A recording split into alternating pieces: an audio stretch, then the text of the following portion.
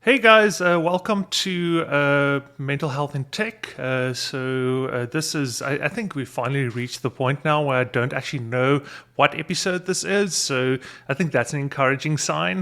There's been a couple, so I've kind of lost track. Also might have to do with the fact that I've had a baby since and a lot of time has passed. We haven't done one of these in a while, but yeah, now we're doing it again. So we have a really great guest today. I will introduce her in a second. But so just a bit of context in terms of who I am. So I'm Skalk Venter, not Skalk Neetling, who's the other host. But so my background's basically in front-end development, do a lot of JavaScript, do a lot of consultancy work, freelance and so forth. Also do a lot of teaching in the tech space, like at tertiary education institutions and so forth. And so for me personally, I have a very long story, a very long history of mental health and mental illness. And I've been trying to speak more openly about it. Skalk Neetling was in a similar place in his life, and that's kind of like this is the first episode you're listening to. That's kind of where this came from. But yeah, I am currently on Venlaw and Zytomol, and it has changed my life and kind of also therapy, recurring therapy sessions and all of that. But yeah, hopefully I'll get an opportunity to speak more on that.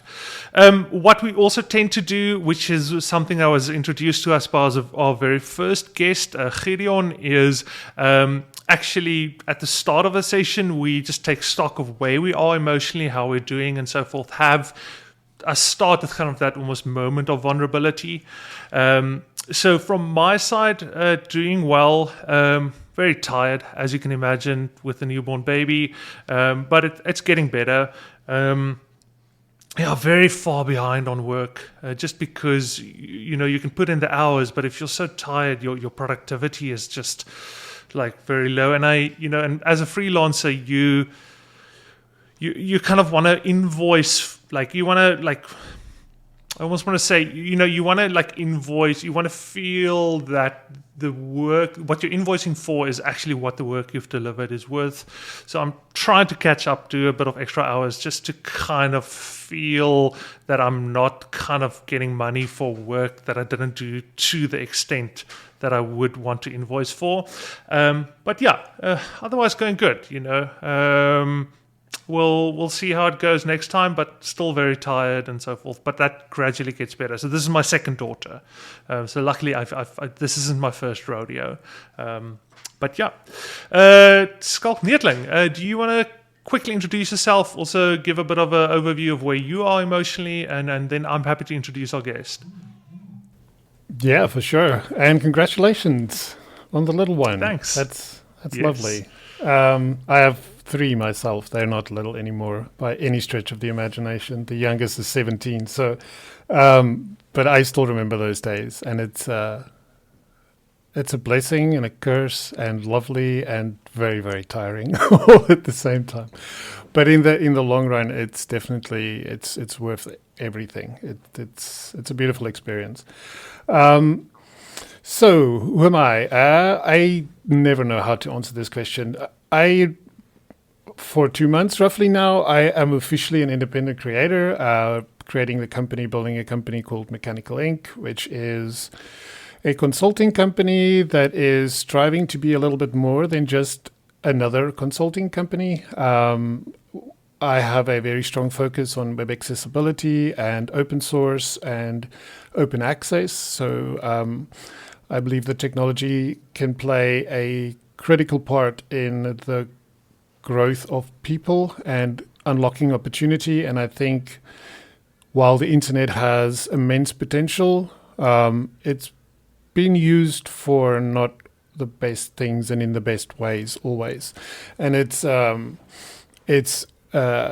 left people out instead of including people. And so I'd like to do my little part in making it what it can be and what it started out to be as this real thing of empowering people by making connections and breaking down barriers instead of putting up barriers. So that is why it's so hard to say what I do, because it's there's so many factors that plays into that. Like I do podcasting, I write, I speak at events, I run communities, I do front-end consulting, whole bunch of stuff. And so in terms of therapy has been life-changing, to be honest, especially once I found the right therapist for me. And before the call, we had a nice conversation where something along these lines came up, which is like it's very hard in this space, specifically referring to mental health. It's hard to be prescriptive and being like, oh, you want to be better? Here's the 10 things you need to do. Maybe you can latch on to one or two of them, but more often than not, all 10 of them won't work for you.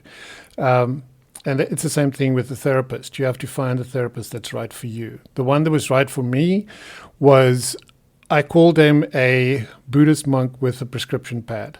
That's the best way I could explain it, because he was heavily focused on mindfulness, MBSR, which is mindfulness-based stress reduction, something that was kind of started by Jon Kabat-Zinn, based on the mindfulness and meditation techniques of the Buddhist monks. And that, along with the correct medication based on an accurate diagnosis, made all the difference. Like, I always want to mention it, and then I'm like, where's wood? So I can just touch it while I'm saying it, because I haven't had a panic attack in like over a year, which is something that is just not something I thought I would ever be able to say. Like, not having one in 2 days would have been a breakthrough for me.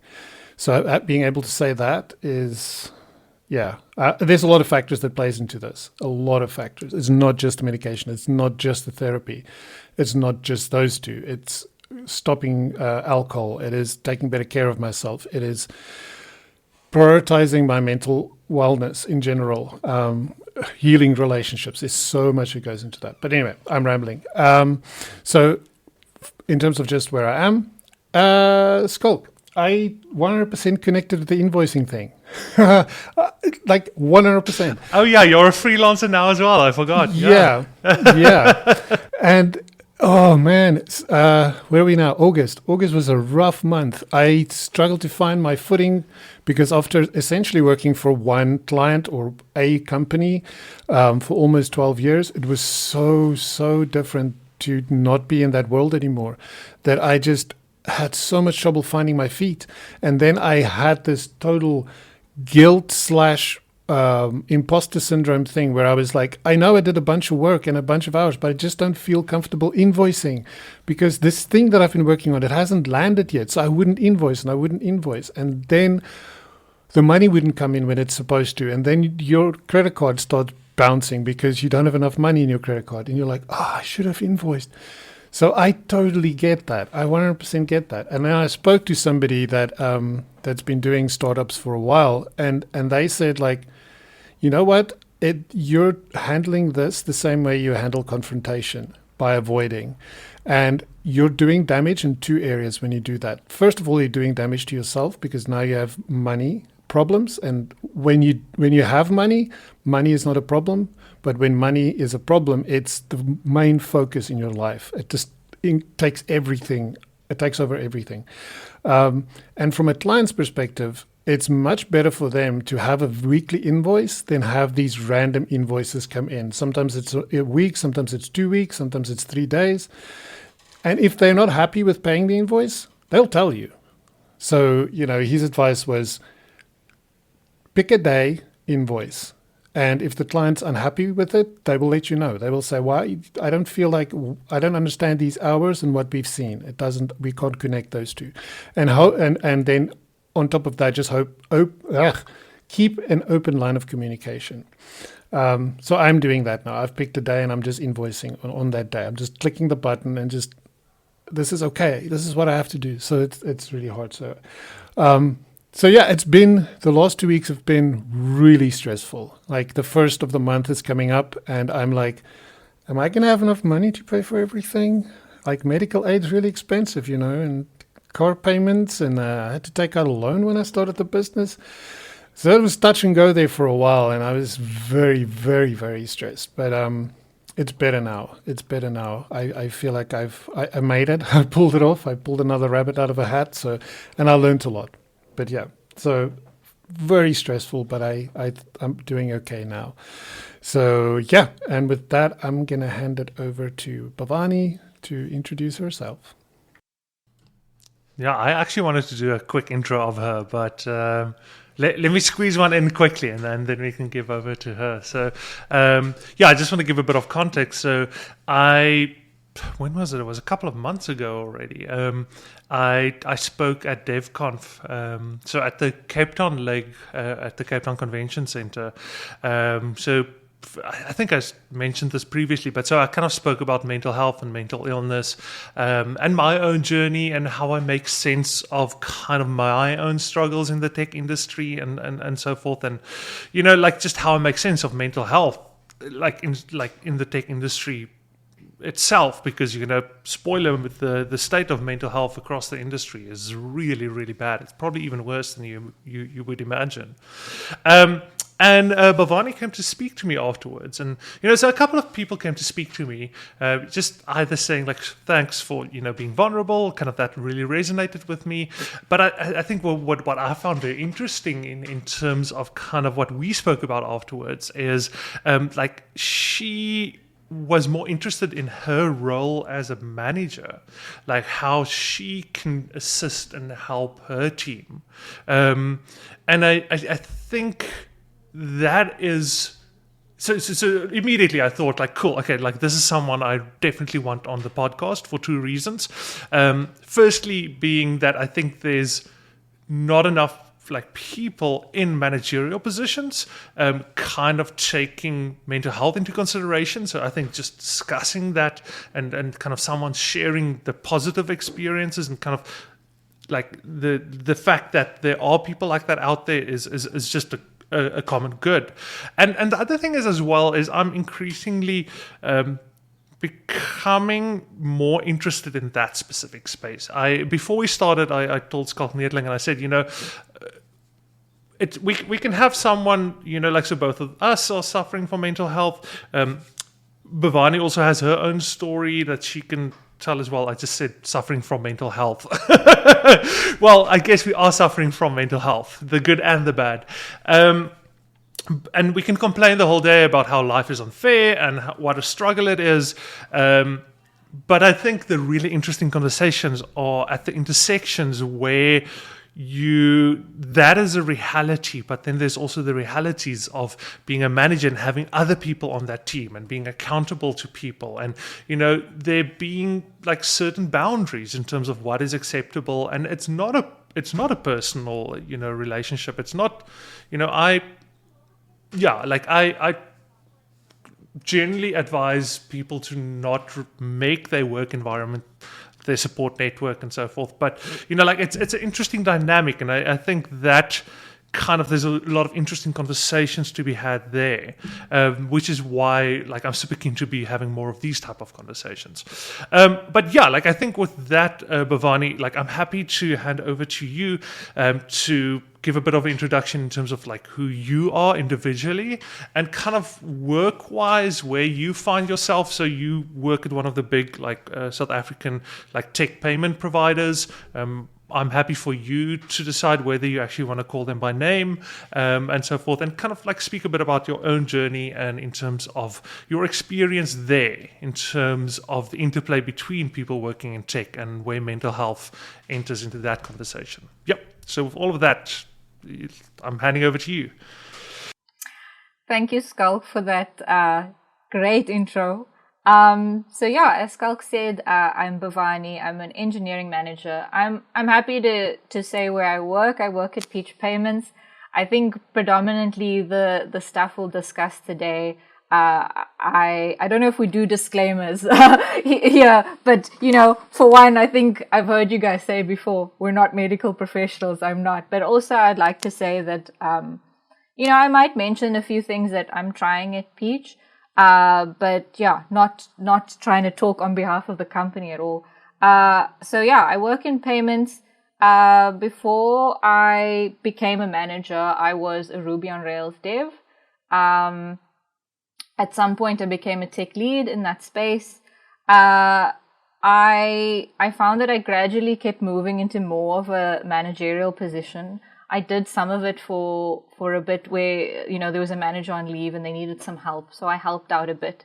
And what I found is that all the work I was doing to kind of improve myself in the mental health space was becoming almost my strength in that regard. So I do a lot of work in my own sort of personal self-development. And then the things I'd learned when I explained them to somebody else who was maybe more junior to me, I found that it was really helping them. And why did it help them? Potentially because maybe I'm generalizing here. I work with a lot of introverted people, and I'm very introverted myself. And so there was some kind of general understanding. A lot of people I work with have things like imposter syndrome, anxiety. Some do have depression. And so there was some kind of link between what I was doing to help myself and then how it could help other people. I think I've had anxiety and depression probably since I was about 14, roughly. And I've been on medication, so I'm also on Venlo. I was on meds for about 7-8 years, or I am still on them. I had to go back on them. I've been in therapy for about the same amount of time as well, and it's been so valuable. But something else that made the picture more clear to me and for me to understand why I'm dealing with these feelings was in 2020, I was diagnosed with autism, and that kind of put the last piece in this puzzle of my life together where I was like, oh, this makes sense now. There's been this constant feeling in my life of not fitting in or not being like other people or not understanding, being on the outside. And that's where some of my anxiety and depression came from, that feeling of you're not what the world wants. You're not worthy, or you are not part of this group. You don't fit in here. That's what kind of triggered a lot of my anxiety, and the anxiety I think then led to depression because I didn't know how to handle it. But yeah, I think on the positive side, me working through all of this stuff for myself, me learning to take care of myself has given me some tools that help me take care of, and maybe take care is not the right word, because boundaries are very important, but it's helped me guide people. It's helped me guide my team. I've had some experiments that I've tried in management that, I'm still kind of trying to assess if they work or not. I think it's a tough thing because different things will work for different people. But what I'm hoping with, speaking and telling my story here, is that maybe it resonates with one or two people and they're like, actually, that might work for me. I want to go try that. Or maybe I'll try that with my team and it'll help somebody. I think that's maybe the goal here of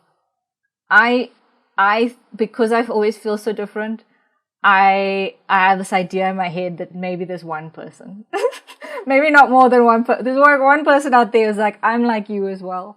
And that one person, I want them to know that they're not alone and there are things that can help. I will just mention a lot of my anxiety is social anxiety, talking to people. So being on the podcast already, it's kind of a big deal for me. Like, me stepping outside of my comfort zone, and also me going to you, Skulk, during DevConf. It's not something I would have done a year ago, but because this topic's something that I do care about, I pushed myself of like, this is important. Just the bit of anxiety you feel, it'll get you somewhere greater than this fear I have. So yeah, thank you very much for this opportunity. I think, that kind of is the check-in of how I am today. Nervous. Well, you're doing a phenomenal job, but for what it's worth, like this isn't live, so we can always edit. If there's anything you want afterwards to be like, I've definitely been in those, like in a place like that. So just as a quick disclaimer, even at my DevConf talk, there was some Q&A afterwards, and I actually asked Robert to remove some of the stuff there from the recording, purely just because, like in the moment I answered I spoke about some experience and whatever, and then afterwards I kind of realized I told the story and I didn't necessarily have that person's permission to share that. I didn't call them by name or whatever, but if they were to watch my talk, they would immediately know I'm talking about them. So that door is always open. If there's anything, or even if yourself, if you misspeak or whatever. So I hope that's a bit calming. The same applies to me as well. Skalk Neetling he's the person you should speak to if you want to change anything afterwards. Yeah, like, oh man, this is phenomenal. Like, I also want to say, like, there's so many things, like, there's so many aspects of, like, stuff you just mentioned, and also the conversation that we had, where I don't even know where to start. There's so much great stuff here. But I think a good one would be, like, I think it's also what I found very helpful. And one of the reasons why we're doing this is because I think when I started out in tech, because obviously people don't talk openly about their own struggles and so forth, you kind of almost don't necessarily realize that there are people that can navigate the space, that are dealing with these type of things. You kind of think like someone like me doesn't have a chance. I should go and, like, I'm good with this tech stuff, but I like, there's no way I'm going to make it. Like, I have so much imposter syndrome already around the coding, never mind actually just being like, quote unquote, a neurotypical person.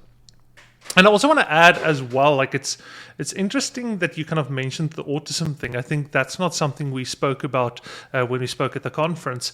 So I didn't know that about you. But I've actually, over the last couple of years, been wondering whether, like, I'm not on the spectrum somewhere. That would explain so much in my life. And I think when I tell that to people now, they're like, no, but Skalk, you're so well spoken and whatever. But like, it's like, do you know like how much I had to learn to just engage with people and not make them uncomfortable? Sure, like in my early 20s, I did some strange stuff. I said some strange stuff in conversations, and now looking back at it, I'm like, man, yeah, like, and I think also something like autism and so forth, like, I think is much more rife in like the tech industry and so forth, because like that way of thinking is actually rewarded in tech, thinking very systematically, thinking very mechanically and so forth. So like, I think there's a lot more people in the tech industry that kind of at the very least have autistic tendencies, because it is a spectrum. So like, it's there's not a threshold where, and for me myself at this point in my life, it doesn't really matter.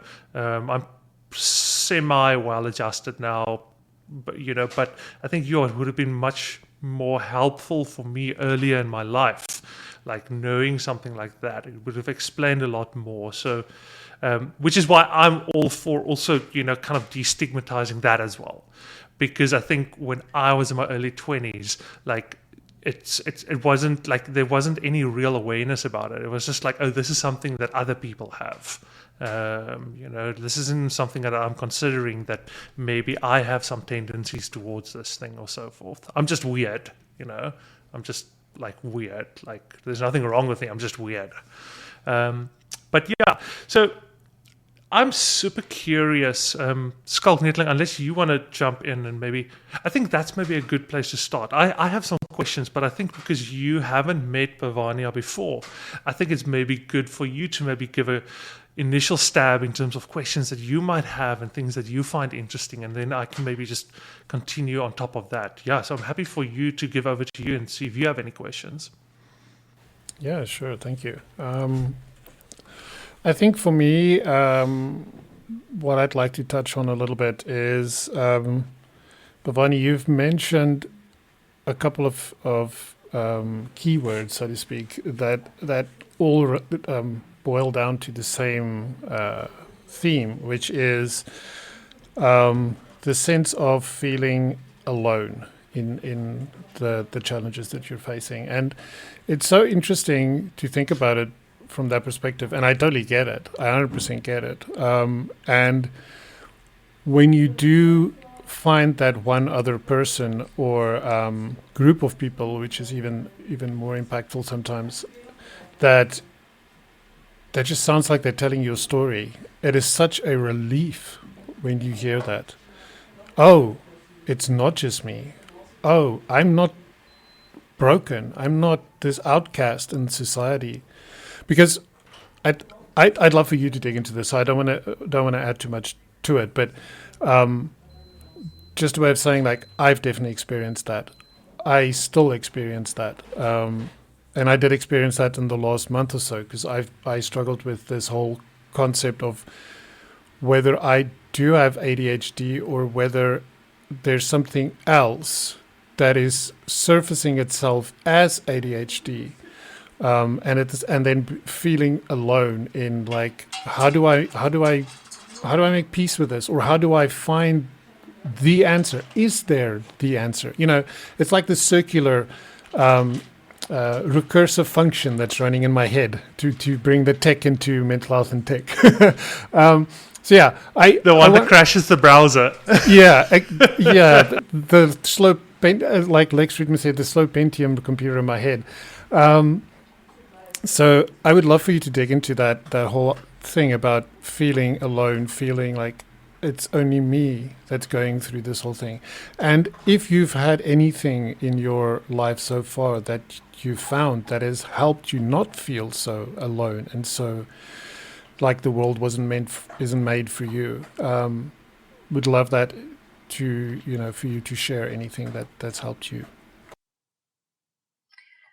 Yeah, thanks. Great question. I think, and it is something that's important for me to talk about as well, because what I imagine is that there's a lot of people that have this feeling for whatever reason, feeling of being alone. In my little world, I used to think it was just me and I'm weird and I'm different.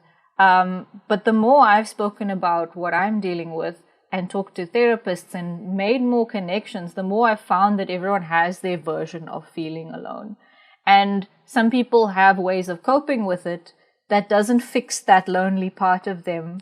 It just, okay, I'm going to hang out with my friends all the time. It didn't fix that feeling that they have inside. And why it felt more predominant for me is because I'm very introverted. I am a bit of a lone wolf. So I don't have a lot of people around. I live alone. I live with my 2 dogs, who I relate to better than I relate to people. And so there's a feeling in my head where the logic part of my brain is, well, you are alone. You don't have this family structure, friends around all the time, kids, all of that. So then my logical mind's like, yeah, the data's showing you are alone. Other people don't have that, but they still might have that feeling. And I think I've learned that feeling is the thing that matters. What is causing me to feel alone is okay. So here's where maybe I think sometimes my perspective of the world is different to others. I see a lot of things I've dealt with as internal things. They might have been caused by external things. And so they're not my fault. And I don't blame myself. And this is work I've done to get to that point. I don't blame myself. But the solution is internal for me, at least, I think, predominantly. That feeling of being lonely, I don't know if it's an objective reality that I am lonely, I'm alone, there's no one there. It's predominantly for me, it's a feeling I have because of how I've experienced my childhood. And that's how my brain was wired of, I got enough messages from the world that you don't fit here, you're not part of us, that I internalized this, I'm alone, I'm different. And what's been so helpful for me in my journey in therapy and reading books and finding any resource I can to like grow myself spiritually, I've found that I have to reparent myself My therapist has been so helpful with this, and so it's not something I feel like I can tell people, this is how you do it. It's years ongoing, and it's still something I'm working on now. But I need to be my own companion. I need to accept myself. I need to learn to be my own friend. If I'm not my own friend, then that's when I feel lonely, because I'm almost rejecting myself. And it is quite complicated in my head, and I go through phases where I work on it a bit and I get somewhere. So the most recent one for me is I've worked on this feeling where there's this thing called internal family systems, or my therapist calls it parts work, that's been so helpful to me, because she's explained the theory of it, and I might not explain it perfectly, but as children, we don't know how to adapt to the world that's around us, and we might have pain, and we might have trauma, and there's a part of us that splits into, I'm going to take care of this. There's a part of our personality that's like, I'm going to protect you from these things, and we might find that as an adult, that part of us is not serving us anymore, and that part of me that's telling me, you're different, you're weird, you're alone, used to serve a purpose, but doesn't anymore. I think what that part of my brain was doing then is telling me, you're different, you're weird, you need to change to fit in. It was an adaptive thing of survival. If I started to act like other people and mask my autism or my whatever I'm dealing with, that was survival at that point, and maybe that worked, and that's how I survived through that. There's a part of me now having to go back and say, okay, well, that doesn't work anymore. We're not in that world anymore. I have to reparent, re-talk to myself. I'm not alone. I have me. I have myself. At minimum, that's in a lot of ways that can be enough. I still am working on my friendships and relationships to other people, because it is something I want in my life. But if that foundation is missing and I'm rejecting myself, I think that's where a lot of the loneliness comes from. But even me saying that, I know it's hard. Like, it's really, to this day, like, I still struggle with it. But it's an avenue worth taking, I think. Because if you learn to accept yourself, as hard and many years as it might take you, what others are saying and doing has less power over you. I don't know if it'll ever not hurt. I don't know if I'll ever be like, oh, I don't care what you guys think.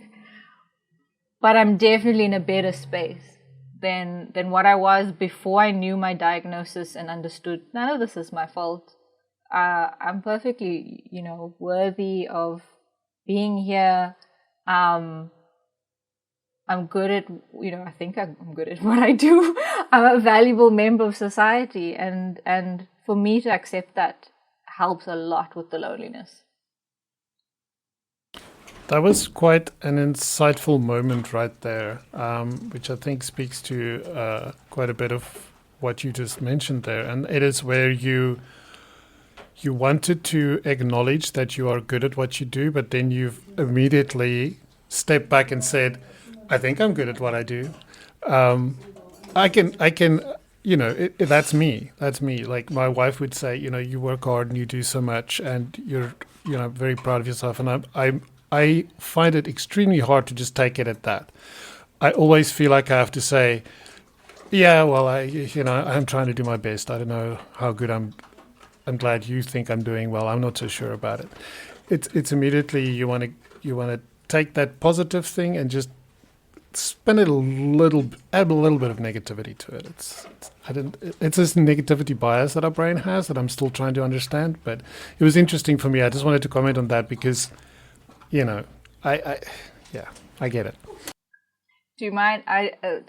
One comment I had on that, because I've been dealing with some imposter syndrome recently, and I had a bit of a breakthrough with it. The loneliness thing, the part of me that's split out to protect is the same part that's criticizing me a lot for my work as well, of like, you didn't do it right. It's the same thing, because there's a sense of I grew up with parents that had really high standards, and they wanted me to know stuff before I learned it in school. Like, oh, why don't you know this yet? Or let's learn trigonometry. Oh, you want to start a candle business? Yeah, you need to learn accounting. I just wanted to do my fun things. Like, I had a family that was like doing this. There's a part of me that formed to protect myself, to first tell me, you better do the stuff before the family comes in and tells you to do the stuff. And that was a protective thing. I started to get praise because there was a part of me criticizing and saying, you better get your act together before other people come at you. And I think what I find really interesting is we don't have to be ashamed that that part exists, because it was there for a reason, and it's actually there to help us. Sure, now maybe we're finding it's not always helping, but I've found it so helpful to acknowledge it's not bad that we're this way. Like, we're doing our best. Our brains have done its best to like protect us. Yeah, that's really great. And I think I can, so it's very interesting. I don't necessarily struggle that much with the oh, you're doing a good job, and me going like, nah, it's actually not that good. And I think it's maybe I'm just more acutely aware of all the areas where I really suck. So I'm just like, oh yeah, I'm actually pretty good at this. Like, hey. One thing that I do have though is kind of like not wanting to be a burden on people. So I like, like someone would ask, like, how are you doing? And I might push myself to be honest and be like, sure, man, like I'm really having a hard time. But then immediately I'd like backtrack and I'd be like, yeah, but it's going to be okay. It's just temporary. I'll almost solve it for myself so that they don't have to worry about me or whatever. And it's interesting how everyone's kind of wired in different ways around that. But I think, as you mentioned, and I think Skulk and I had this week on LinkedIn kind of almost like a similar discussion where for me, one of the big breakthroughs for me was kind of this idea like of yourself almost as a community and not as a single entity. And this isn't like, this is a psychological fact, like it's like, I guess it's fact is the wrong word. It's kind of a lens. It's a paradigm. Like you can't empirically prove it, but like I think there's a lot of people in psychology and neurology, I can't pronounce it. The neuro thing. My Afrikaans is letting me down here. That kind of think about like us as a community of entities, like not as a singular, and that kind of like actually explains also a lot of behavior where it's like you want two different things at the same time, or there are parts of you that are of a certain type and there are other parts of you that are of a different type, and there are parts of you that are contradictory. And even just thinking about like our conscious and our subconscious, that's a reality. There's a part of us that is a different entity than like the part of me that's speaking right now and focusing. So that to me, and like I really like this idea that you said you're never really alone, actually, because I think that's something that helped me a ton. Like I think I struggled a lot with alienation. No, not necessarily loneliness, but almost this idea, and it interplays so nicely with some of the stuff that you mentioned, where it's almost like you're in a foreign country and you can't speak the language, and you try and express things to people, and you try and tell people about things that are really deep and important, and you feel very strongly, but you don't know how to speak the same language as them. In order to, how do you translate all these things you're feeling into language they can understand? And I think for me, for a very long time, that was very alienating. It's like, it's almost, there's a part of me that I can't even express. I don't have the words to talk about these things I'm feeling. But like, I really like this, once again, this idea of yourself as a community of almost entities or minds. And like, I also listened to a podcast at some point. What was it? I think it was Mental Illness Happy Hour by Paul Gilmartin, where there was also someone who said, like, you're actually never alone. You have all these aspects in yourself that are talking to one another. So I found that very, very interesting. So what I'm curious about, and so you mentioned, you have a bit of a history in terms of things that kind of formed you and so forth.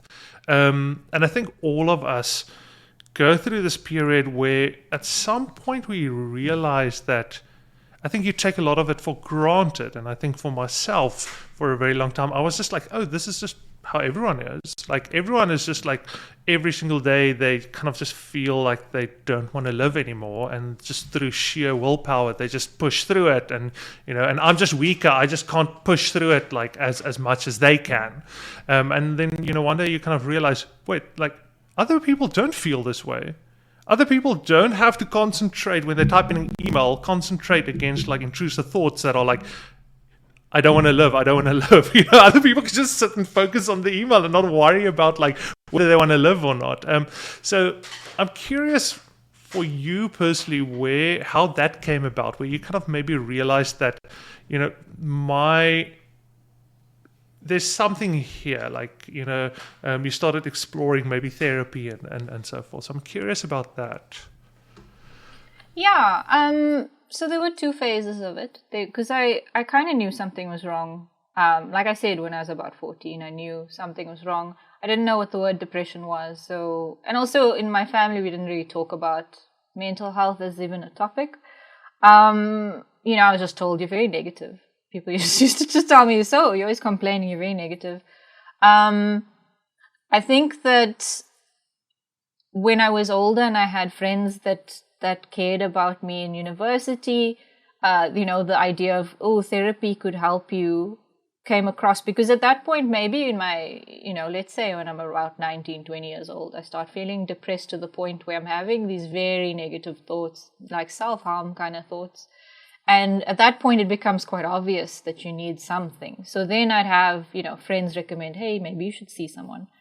But I didn't understand the depth of it, so I went a few times and stopped going, because I thought, that was just a temporary thing. I fixed it.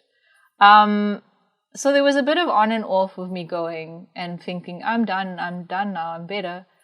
But what really triggered the proper, like, me deciding, okay, this is real now. I have to put a lot of effort into.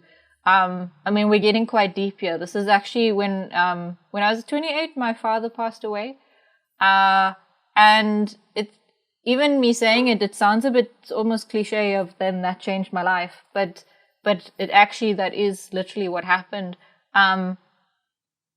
The concept of somebody dying triggered a lot for me, because there was some level of, I felt like I was, one, living to impress him, and so built my world around how am I going to impress him. So there was one part of, he's not here, so now who am I doing this for? There was the sense of, did he enjoy his life? Did he feel fulfilled?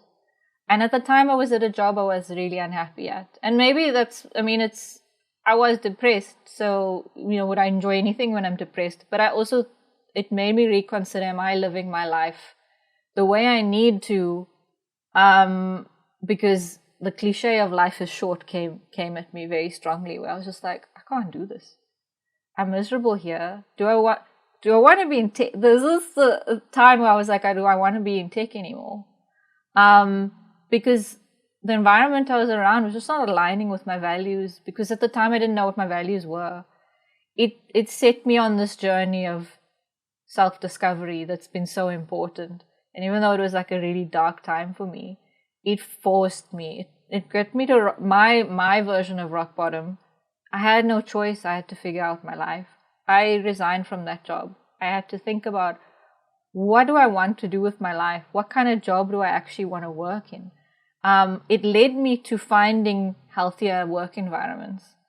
Because I started to know, this is what I don't want, what I'm having here in this situation. I want something different. What does that look like? What are the kinds of leaders I want to follow? And I found some of it was sort of coincidence and, destiny, I'm sure, of finding some people that did align more with what I wanted. And then I started to enjoy work. And so it was a slow process of me knowing, who am I? What do I want? Let me go try those things. And as I did it slowly, mentally, I started feeling better. The medication, 100%. That was, I'm not going to lie and say that then everything worked out. The meds was a big part of it. Once a week therapy, for that, since 28 to now, I'm still doing it. And I think I did have colleagues that were going through similar things. So there was some sense of I wasn't completely alone, but I saw people were dealing with things in a healthier way. And I was like, wait, this is where I want to be. I want to work in a place where they care about mental health as a topic, where company culture matters, where, how we treat each other matters. I think that when I started working in tech, it was a time where I would be the only female coder on the team, potentially. Maybe the only, person of color on the team. And culturally, the difference in the way people would talk to you was very different. For whatever reason, I felt like people weren't as kind when I was a junior, when I was starting out. There was a bit more of I'm not going to admit I don't know something, and I'm going to laugh at you because you don't know something, because I'm senior and I know things. And so I went through, maybe 2 jobs where that was the culture and made me miserable, to finding a culture that was way more uplifting and about, you don't know something. Thank you for telling me you don't know. That's so cool. That's so brave of you for telling me, you know what, I'm going to help you learn this thing. And everything was framed in a much more positive way where, oh, you did something well. Thank you. That was great. Here's how I can help you learn more. But it's not so let's say we're doing code reviews. It's not like that's wrong, that's wrong, that's wrong, that's wrong. There was more of I really like what you did here. That was really interesting. Can you tell me more about this? And it was a mixture of like, okay, so I would get acknowledged for the things I was doing well. And then maybe there's a thing I need to improve. And there's some switch in my head that went on and was like, wait, I'm actually good at this tech stuff. I wanted to quit it before because I felt such negativity towards me.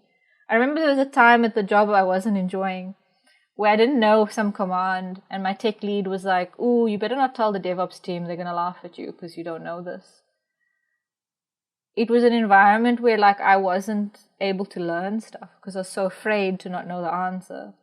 Versus where I'm at now, or even my job before this, where you don't know, tell us. Thank you for don't pretend you don't know something. That we don't reward that. That's not what we're aiming for. Tell us you don't know. We trust you more now because we know you're honest.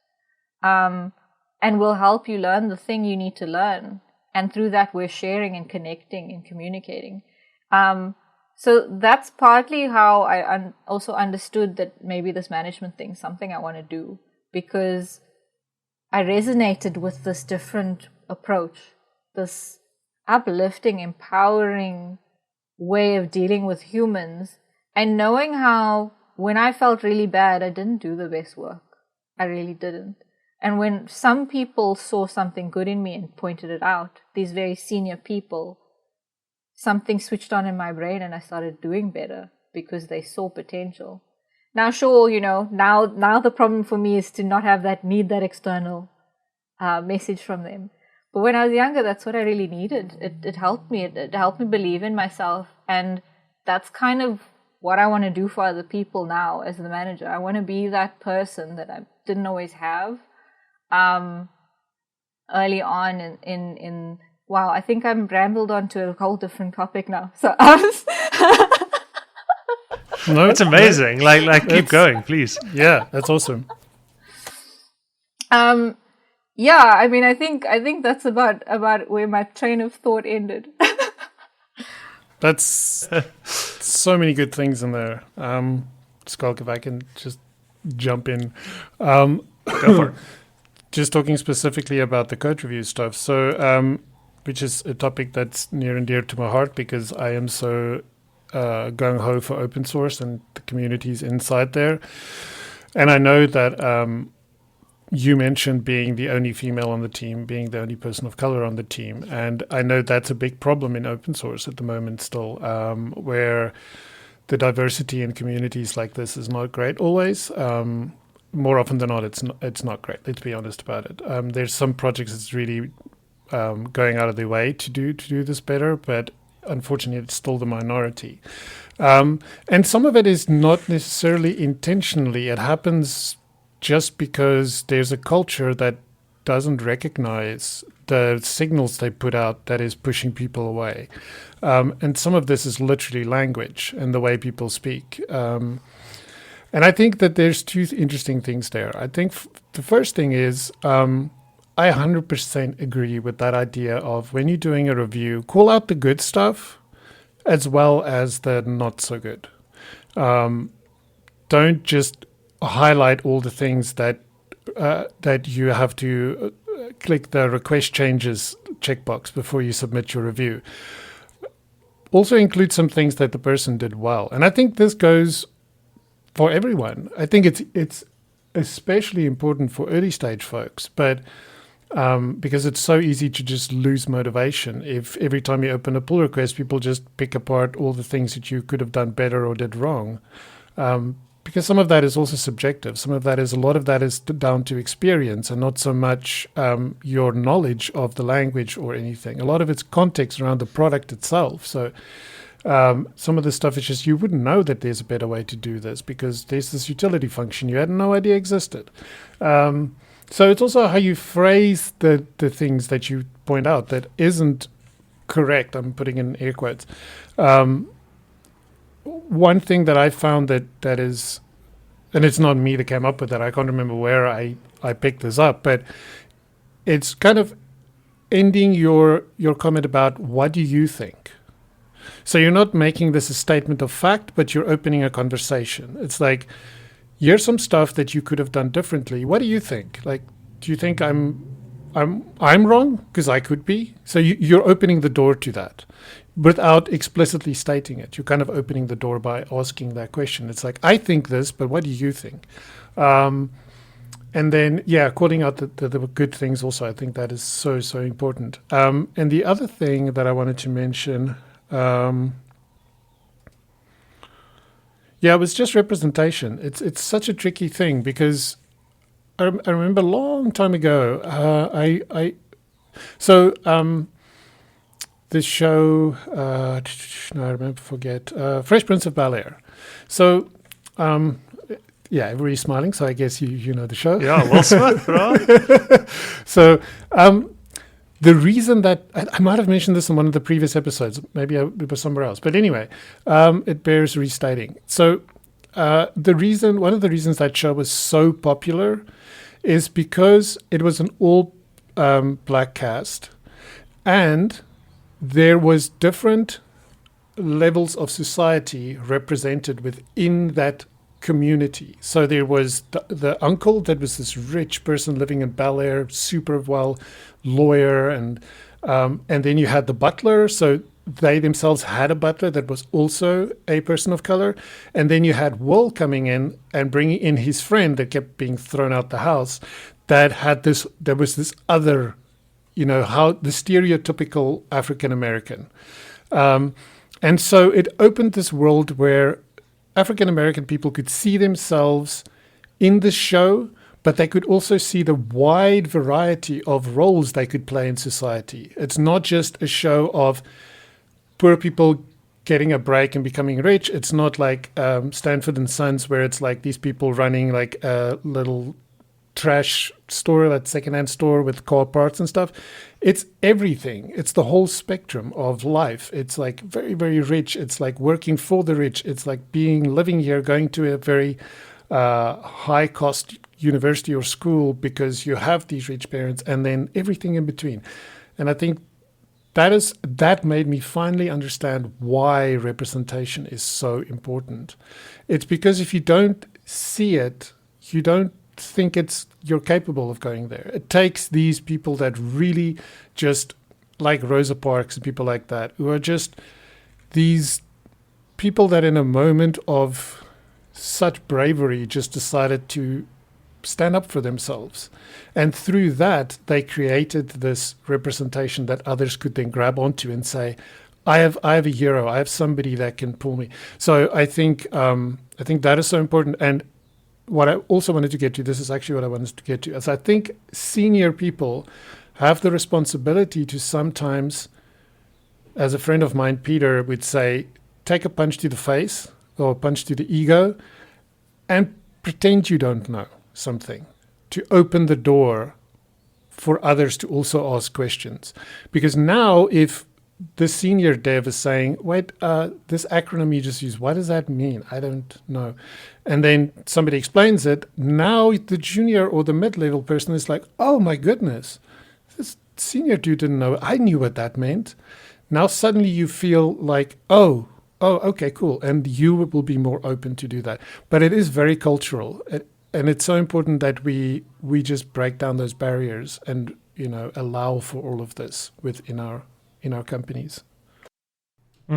That's amazing, and I think it's it's also so that last thing you mentioned about competency and so forth. I think what I find really helpful is not to think about it linearly, and I think this has been a big revelation for me in some areas is with my students. Some of my students are understand some things better than I do, and I think that's also kind of been what has helped me a lot with imposter syndrome. Is just I think I never overcame it. I think it's just I just realized how little everyone else knew. And you start doing contract work for these big companies and whatever, and you're like, what on earth are you guys doing? This is madness.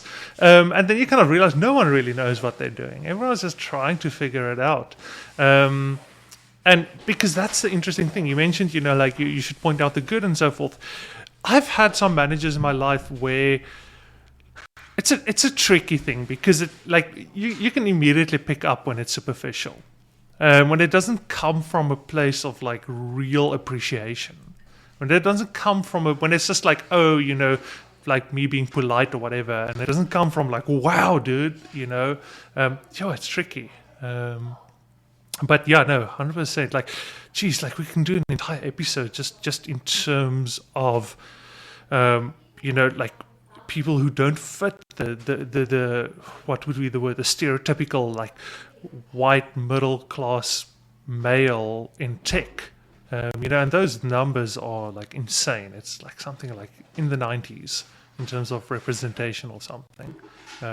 Yeah, and so Bavani, I can imagine how it must be having kind of things around autism and mental health and so forth, and then having that element as well. Because it's very easy for me to say, I felt the sense of alienation and whatever, but then on the outside, I still very much look like a Mark Zuckerberg or whoever, So, geez, we can do an entire episode just on that.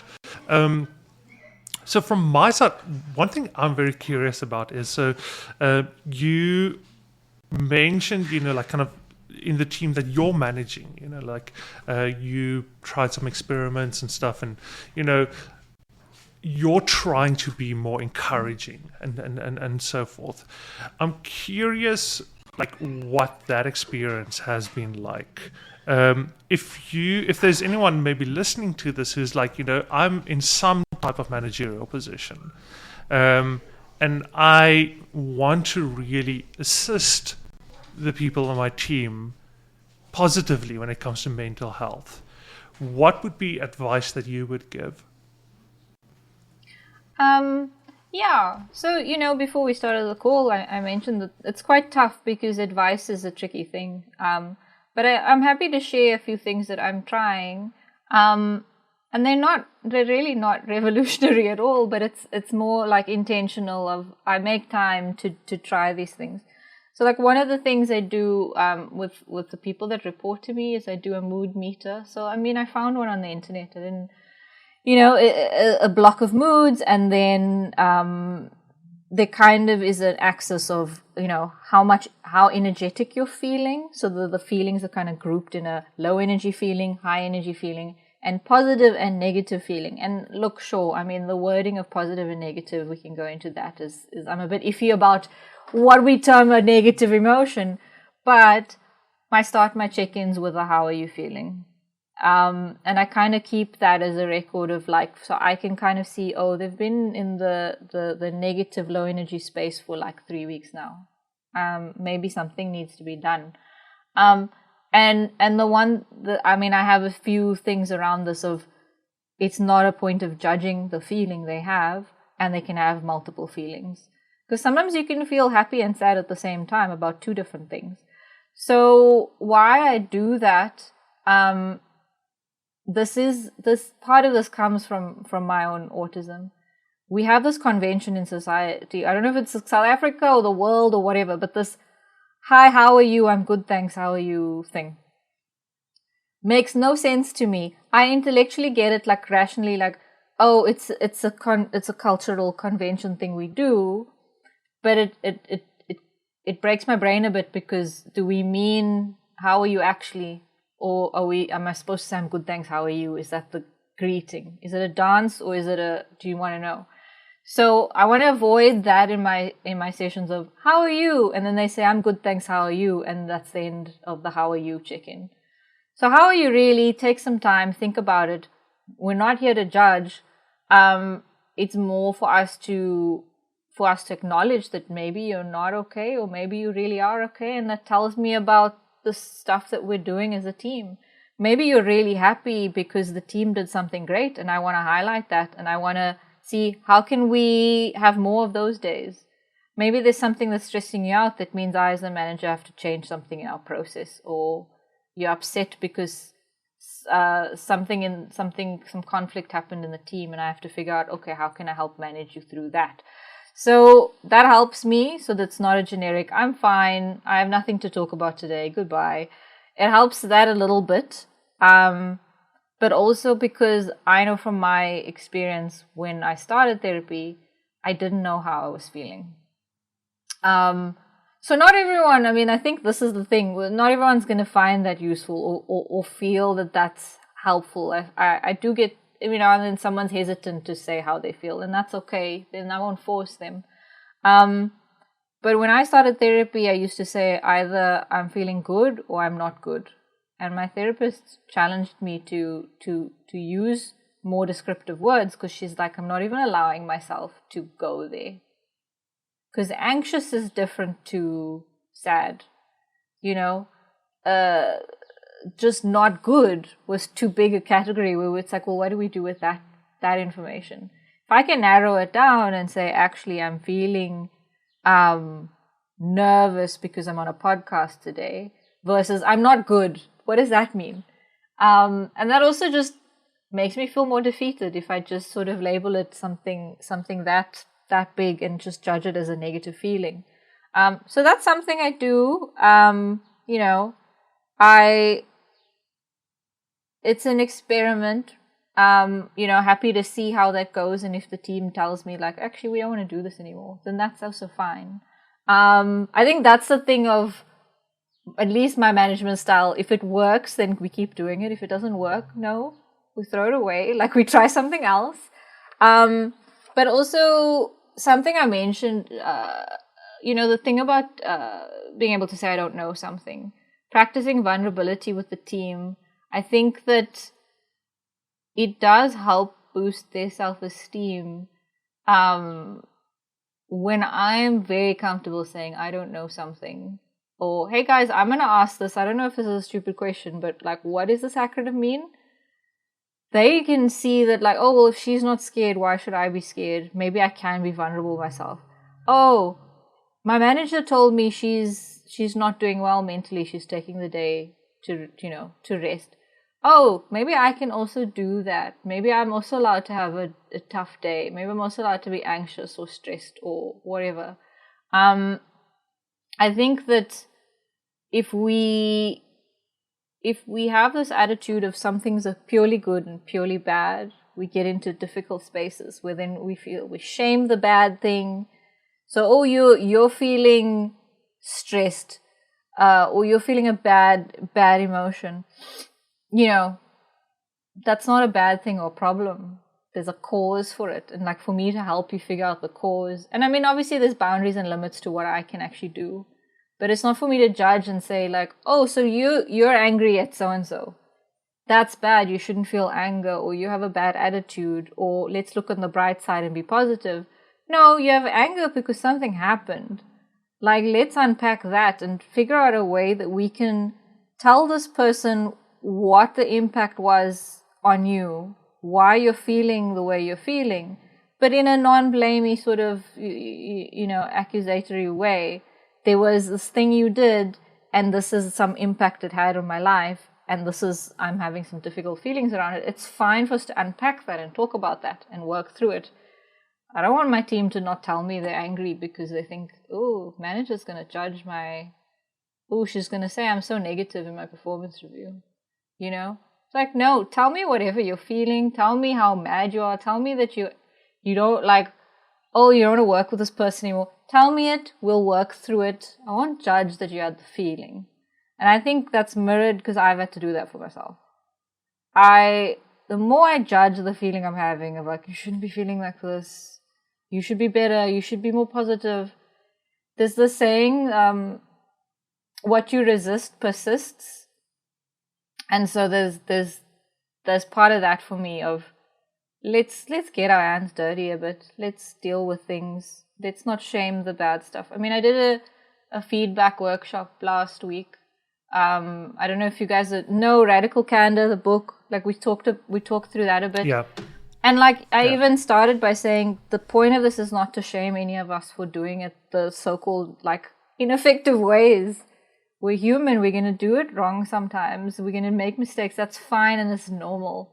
The conversation about how we can improve doesn't have to be a scolding one. We're all intelligent people. We're doing the things we're doing for probably very sensible reasons.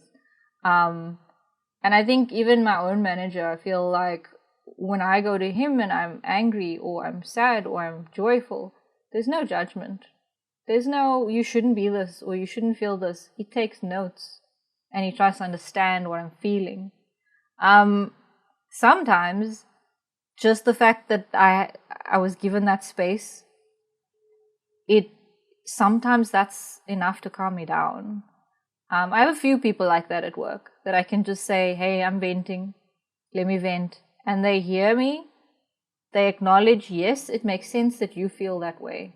I can understand that in your situation that must hurt or must frustrate you. They're not saying, yeah, you're right, your feelings are very, very rational and logical. They're just like letting me feel what I'm feeling without judgment. And that already like sets me off in a good way to like work through what's going on. I think there's been times where if I felt shamed for doing something, that's when I didn't deal with it the most because I didn't want to look at it. I didn't want to even, address it. And so I feel very lucky at the moment because I have people like that can hold space for me, and then I try to do the same for others. We try not to shame each other. We're trying to uplift each other and grow and admit I don't know everything. And that's more where I operate from. It's not specifically I'm going to go fix mental health kind of vibe. It's how do I want to live? What behaviors do I think are healthy? Can I bring those healthy things I've learned to the team? You had a complaint about this thing. Do you have an idea of how to fix this thing? Do you want to help us fix it and run with it and you get the kudos? Versus let's sit and complain about something. It becomes like this sort of be the change. It's very be the change vibe, and that's how I manage my team. You say you want to do something, let me help you do it, but then you're going to do part of it, right? There's ownership there, there's empowerment there. And sometimes we'll fail, and I don't like the word fail, but sometimes we'll get it wrong, and that's also fine because you were brave enough to try. Like that's worth so much more than if you sat on the sidelines and said, well, oh, those people are doing the wrong thing. You were part of trying to fix it. So yeah, I mean, it's not so much going deep into, depression or anxiety for me. But it's me knowing what are healthier behaviors I've learned, and trying to bring those ways of working to the people I deal with. It's a much more subtle approach because I don't feel qualified to do to do anything more than that at the moment. Yeah, I think I'm trying to remember if I answered the question. No, you did. Yeah. So the question was around things, in terms of experiments and so forth that you are doing, in terms of managing teams and so forth. And you very much answered that question. It's interesting, I've kind of been in a lot of similar positions, specifically with students. And one thing that I found really helpful is having people, trying to get them in a position where they're co-owning the interaction, where you're not facilitating the interaction. It's not, oh, what do you think? Okay, yes, it's not like a guided interaction. And the one thing I've found that works really well is kind of pushing the limit a bit in terms of what you are someone like you is allowed to say in a meeting like this.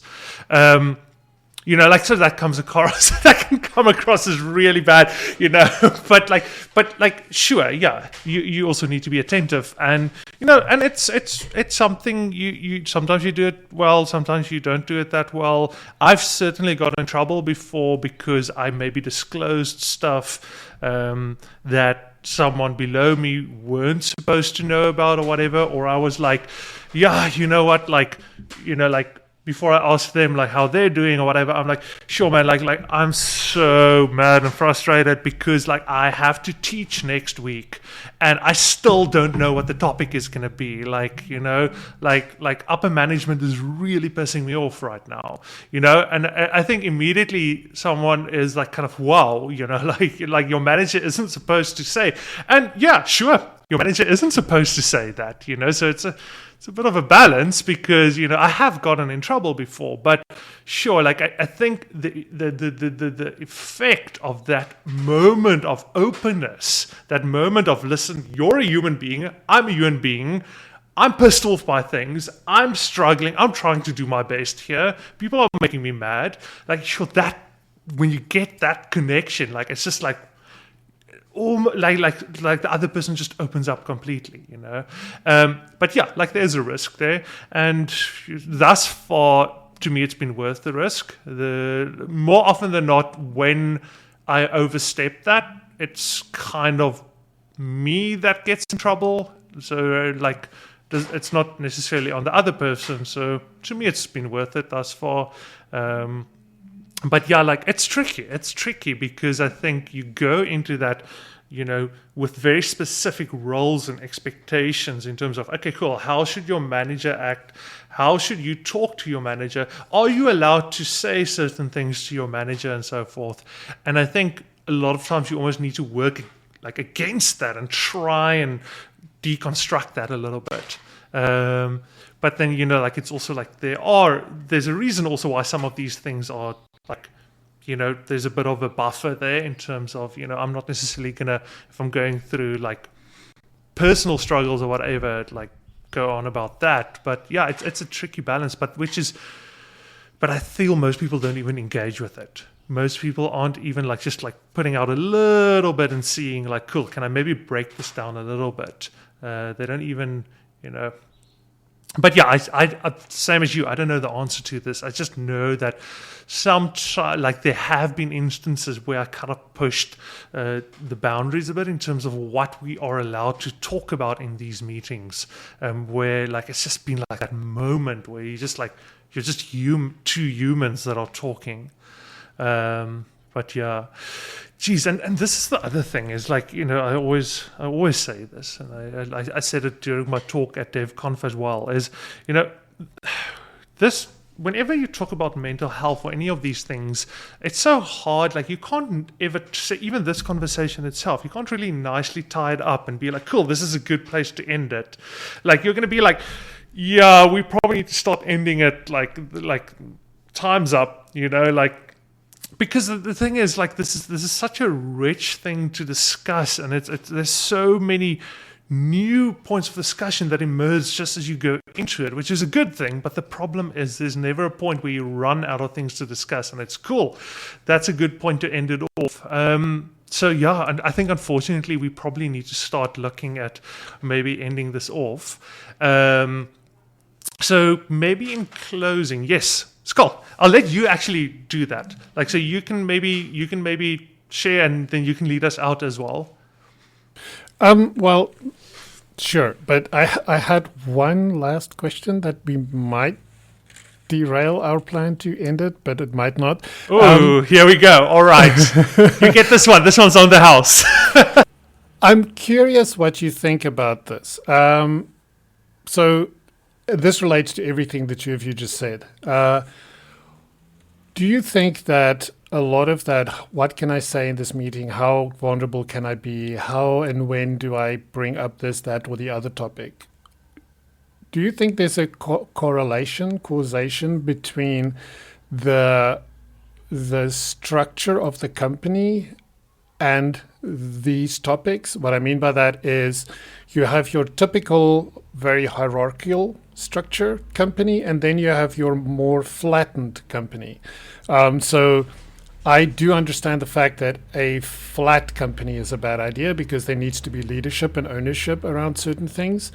But then you have the very, like, you go into the phone book and there's like the block on top, and then the block on top splits into two, and the two splits into four, very top-down hierarchical structure.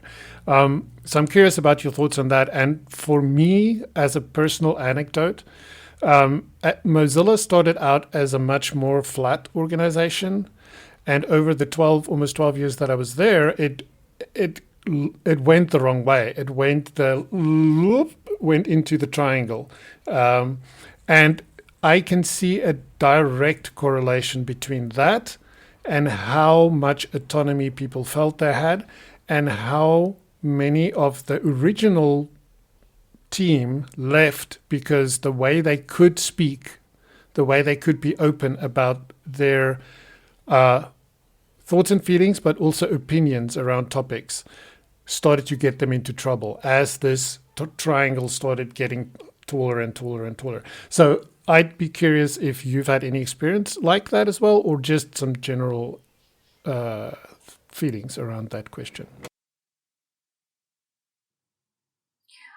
So on my side, I think I worked mostly in places that were relatively flat, like not completely flat, but maybe you have your engineers, and you have a layer of a few managers, and then maybe you have a CTO or a head of engineering. And like for that level of hierarchy, I found it to be dependent on then the company culture and how open they are about speaking. So in that case, because that's been the same at every company, the difference there is this a company that cares about the humans sitting at the computers? Do you think the one influences the other? I'm not sure, because I don't really know what it's like at a very, like the pyramid that you were talking about. I've never worked in that environment, so I don't actually know.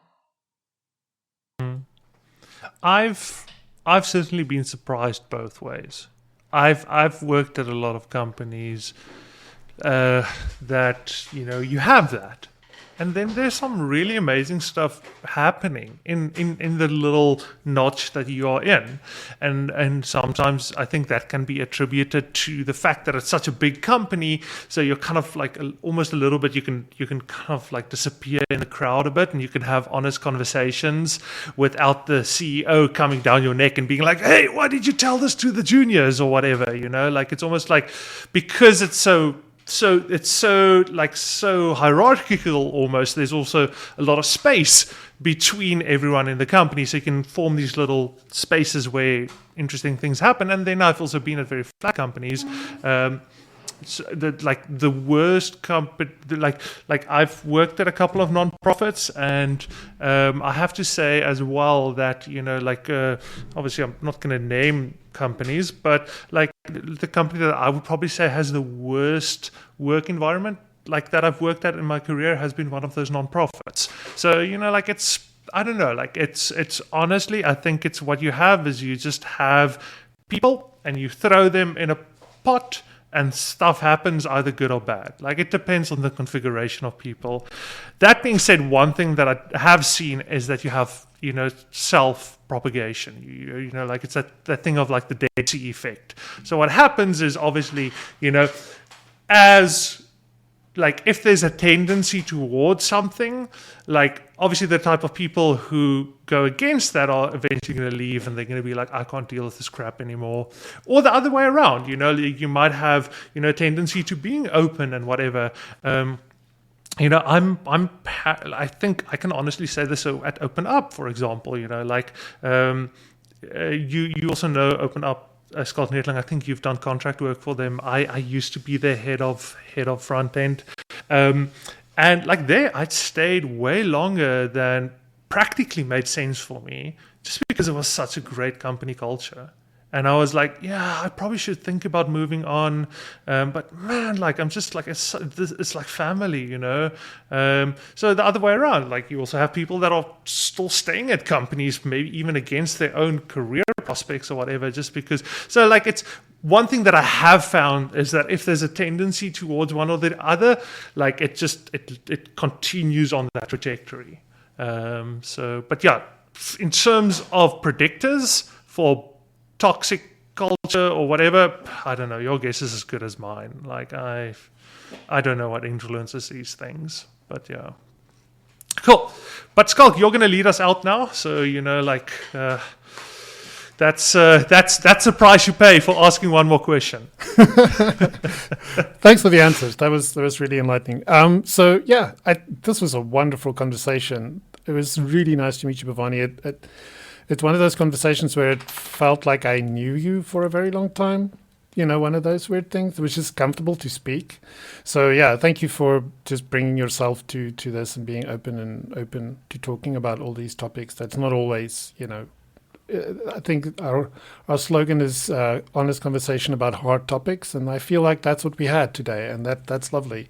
So yeah, thanks from that. I what I would like to do in closing this time is maybe one thing that has had an impact on you that you'd like to share, and it can be anything. It can be a quote, it can be a book, it can be a video, it can be anything.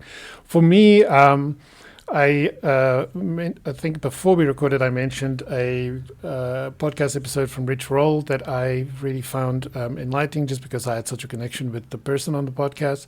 I'll link that up. I forgot his name again just now, but suffice it to say, I'll link it up and call it out in the show notes. The other one, so I'm going to cheat enough to, is the TED Talk about how to do laundry when you're depressed. That was so impactful to me. So those are the only things I want to share, and then I'm going to hand it over to Bavani to share your one thing, or you can cheat and make it two as well. Thanks. I was considering two, but the one is more fun than the other. I do like bringing some fun to these topics because it's tough, right? And something I really enjoy is stand-up comedy. So for listeners who are into stand-up comedy, there's a podcast I listen to. It's called Blocks. It's by a comedian called Neil Brennan. He did a stand-up special. I think it's on Netflix, where he's very vulnerable and talks about his own struggles with mental health. And then he turned it into a podcast where other comedians come on the podcast and talk about the things they're struggling with. And it's been so helpful because you see these people that you think are so happy and are making everyone else happy, and you hear them talk about the same things we're all dealing with. It brings some lightheartedness to it, some humor to it, but also again that thing of things aren't always what they seem on the outside. So that's something I really, really enjoy. And then, to cheat and have the second one, I did want to mention a book that really helped me a lot was called Option B. It's written by Sheryl Sandberg and Adam Grant, and it helped me because at the time the book's a little bit about grief, and at the time, I was going through that. But there's something they talk about in the book that stuck with me. It's this acronym, the 3 Ps, and they say if you can avoid these 3 Ps, it helps you like mentally not spiral downwards. So the 1 P is personalization. So like personalization is you telling yourself when something bad happens, this is my fault, this is happening because of me specifically. Permanence, I feel like this is happening now, therefore it'll always happen. So I'm depressed today, this thing's not going to change, my life is doomed kind of thinking.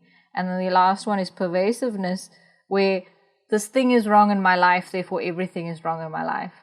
And when I heard that, it stuck with me because I was stuck in those 3 patterns. And it's helpful for me to, when I'm having a thought, be able to talk myself through, this is not a permanent. In 2 weeks' time, the situation will be very different and I'll have a different problem. If this isn't because of me, a lot of people I know deal with the same thing in a different situation. And this is not pervasive. Like, if I'm having a work problem, I can say, well, my dogs are great and we're going to go for a walk and that's great. Like, it doesn't affect all the parts of my life that one thing is not working out. So I thought, those are just maybe 2 things that I found really useful. Yeah, so on my side, sure, like I'm actually now having a bit of an internal struggle in terms of what I should actually mention. Because there's something that touched me really deeply the last week, and I can't really say why, or I can't really explain why. So I'm like, that's stupid. I don't know. I don't even know why it had such an impact on me. I'm not going to mention that. And it's also like a stupid example. I wish I could say, it's kind of a book I read or something. But let me just go through it. Let me just eat my own dog food here. So effectively, so there's this Netflix series called Painkiller. I don't know if any of you guys watched it. It's about kind of Purdue and kind of Oxycontin and Sackler family, and it's a really there's also another documentary on it called Crime of the Century. But so the Painkiller one is a dramatization, and there's also like a really great book about it called Empire of Pain. But effectively, it goes about it's more so about the opioid epidemic in America. And I actually don't know why it touched me, but it really touched me. And it's like you have those things where like you watch a movie or you read a book or something, and then it's like you almost feel like, I don't know, like it's like some things trigger things in you where you kind of reevaluate kind of what am I spending time on, like how am I being how am I conducting myself in terms of other people, and so that was I really don't know why, and which is why I don't want to give this answer. I wish I had something more profound, but for some reason that really triggered a lot of introspection in me, and so that's good. But so that's I hope you weren't hoping for me to have the big climax of you guys like leading it in, and then I'm like I read Kierkegaard and or whatever but no I don't know why. I actually don't know why, but that is 100% valid. I've had many of those experiences where I've watched something that was meant to entertain just almost superficially, but for some reason a character or a narrative in the thing just was like, oh my goodness, art, life imitates art, that whole thing. So I totally get it. We've switched to Disney Plus from Netflix for a while, so I haven't seen Painkiller, but it's brought up in quite a few places, so I maybe switch back so I can watch that.